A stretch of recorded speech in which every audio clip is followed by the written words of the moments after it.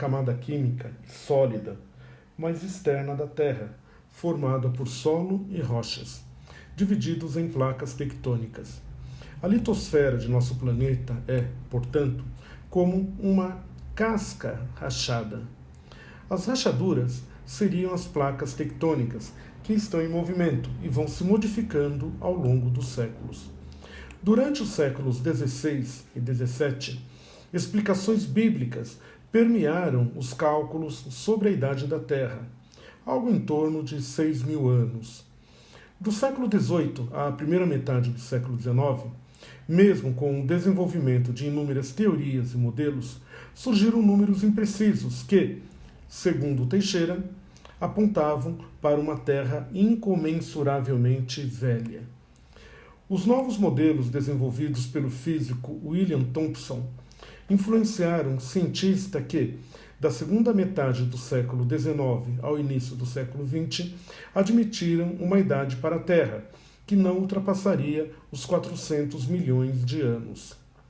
Assim, com a descoberta e refinamento dos métodos de datação radiométrica no decorrer do século XX, foi possível, finalmente, estabelecer a idade da Terra em mais de 4 bilhões e 500 milhões de anos.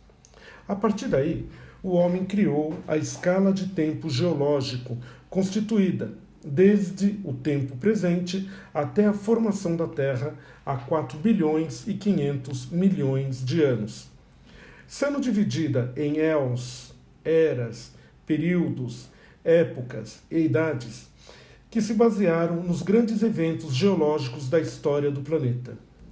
Deve-se ainda lembrar que não há consenso entre os cientistas sobre os nomes e os limites das divisões.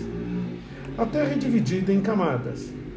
A crosta continental é mais profunda, tem em média 50 km de espessura e composição granítica. A crosta oceânica tem composição basáltica e pode atingir 10 km de espessura. O manto, mais denso que a crosta, alcança os 2.890 km de profundidade e pode ser dividido em superior e interior. O manto superior situa-se entre as profundidades de 50 e 400 km.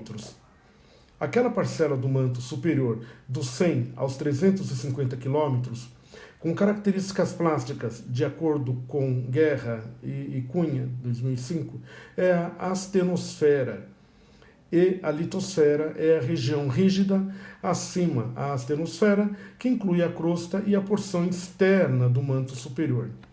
Entre os mantos superior e interior, aparece uma região de transição, a mesosfera. Alguns autores também nomeiam de mesosfera a zona entre a astenosfera e o núcleo. O manto interior situa-se entre as profundidades de 650 a 2.700 km e constitui-se principalmente de minerais silicáticos de ferro e magnésio. A primeira camada, a partir do interior, de origem e natureza especulativa, aparece entre 2.700 e 2.890 km, até a descontinuidade de Gutenberg. Com temperatura entre 3.000 e 5.000 graus Celsius e espessura de 3.488 km, o núcleo é a camada mais quente e profunda da Terra. Constitui-se basicamente de ferro e níquel, e podemos dividi-lo em interior, núcleo sólido, e exterior, núcleo líquido. Com o desenvolvimento da cartografia e a produção de mapas cada vez mais precisos, tornou-se evidente o encaixe entre as costas lestes da América do Sul e oeste da África. Referindo-se certamente ao filósofo inglês Francis Bacon, Salgado aponta que, de 1620 em diante, já se escrevia sobre a união de ambas no passado. Contudo, foi o meteorologista alemão Alfred Wegener, 1880-1930, que se empenhou em pesquisar a ideia da translação dos continentes, indo além das evidências geográficas, como os estudos paleontológicos. Entre as informações reunidas por Wegener, deve-se listar a presença de fósseis da flora da Glossopteris encontrados no Brasil, África do Sul, Índia, Austrália e Antártida. A ocorrência de fósseis de réptil Mesosaurus no Brasil e na África do Sul, Índia, Austrália e Antártida. As semelhanças entre formações geológicas da América do Sul e da África. A existência de vestígios de glaciação, ou seja, grandes quantidades de tilitos, rocha sedimentar derivada de depósito glacial, na África, Índia, Austrália, Antártida e Brasil. Com todas essas evidências, Wegener fundamenta a teoria da deriva continental. Os continentes estariam agrupados em um só supercontinente, denominado Pangeia, e sua fragmentação dada do período Triássico, há 220 milhões de anos. Com a fragmentação do Pangeia, teriam surgido os continentes Laurásia, América do Norte, Europa e Ásia, exceto a Índia, ao norte, e Gondwana, América do Sul, África, Antártida, Austrália e Índia, ao sul. O único oceano foi denominado Pantalassa. Como visto, a experiência de um supercontinente foi comprovada por Wegener, mas o mecanismo que produziu a sua fragmentação e a translação dos continentes só seria conhecido com o desenvolvimento da tectônica. Placas tectônicas. Na década de 40, para a realização das operações da Segunda Guerra Mundial, foram criados mapas detalhados do relevo submarino e a presença de cadeias de montanhas submersas surpreendeu os cientistas. Estudos da década de 1950 apresentaram elementos surpreendentes.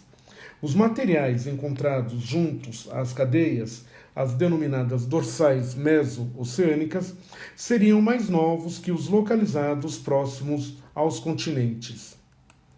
Na década de 60, é formulada por Henry Hess teoria da expansão do assoalho oceânico. Segundo o modelo de Hess, tal expansão ocorreria em consequência das correntes de convecção. Assim, o material do manto, ao atingir a superfície, se movimentaria lateralmente e o fundo oceânico se afastaria da dorsal. Assim, seria possível explicar quais seriam as forças que movimentaram e ainda movimentaram os continentes. A teoria da expansão do assoalho oceânico seria a base para o desenvolvimento da teoria da tectônica de placas. Assim, a litosfera, rígida e fria, flutua sobre uma astenosfera plástica e quente. A litosfera é segmentada por fraturas, formando um mosaico com 7 grandes placas: africana, americana, eurasiana, pacífica, indo-australiana, antártica e nazca, e outras menores, que deslizam horizontalmente, arrastando os continentes por cima da astenosfera. Retomando a teoria da expansão do assoalho oceânico, vale registrar que o material do manto que ascende e se solidifica forma uma nova crosta oceânica. A crosta mais antiga é destruída nas fossas oceânicas ou zonas de subducção, mergulhando na astenosfera. Os limites das placas podem ser de 3 tipos: limites convergentes, colisão entre as placas, onde as placas tectônicas colidem com a mais densa, mergulhando sob outra, gerando uma zona de intenso magmatismo a partir de processos de fusão parcial da crosta que mergulhou. Nesses limites ocorrem fossas e províncias vulcânicas, a exemplo da placa pacífica. Limites divergentes. Distanciamento entre as placas, marcados pelas dorsais meso-oceânicas, onde as placas tectônicas afastam-se uma da outra, com a formação de nova crosta oceânica. Limites conservativos ou transformante referem-se ao deslizamento das placas, onde as placas tectônicas deslizam lateralmente uma em relação à outra, sem destruição ou geração de crostas. ao longo de fraturas denominadas falhas transformantes. Como exemplo de limite conservativos, temos a falha de San Andreas, na América do Norte, onde a placa do Pacífico, contendo a cidade de Los Angeles e a Baixa Califórnia, se desloca para o norte em relação à placa norte-americana, que contém a cidade de São Francisco. Limite de colisão, uma colisão parcialmente estabilizada, encontrada apenas no Himalaia.